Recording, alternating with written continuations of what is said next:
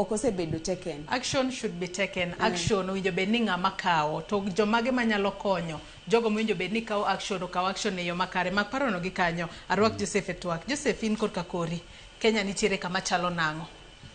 Korka kora Joyce gima nyalo wacho ni Kenya giko mantie ni okwachopo okwadhi kama kare nikech kaluwore gi gik mwawinjo katimore e kona mar Kenya sani.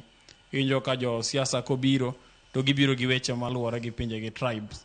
Winjo ka jadhok machielo chako wacho dhogi ok odwani jadhok machielo cha bendo tim gima gitimo. Ngiso ni ng'ato dwaro mana ni development obed korgi.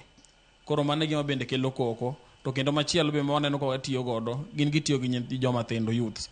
Koro yudo ko sama oti kod youths gi yudo ka sama gitimo gigo yudo ka mokinego moko inyore. Ngiso ni kwa chopo mbele Kenya ngiso ni Kenya mabiro mbele ok wabi bedo gi jo youth mabiro bedo nwa jotelo nikech kosechak negi sani ngiso ni in future ok wabi bedo kodgi.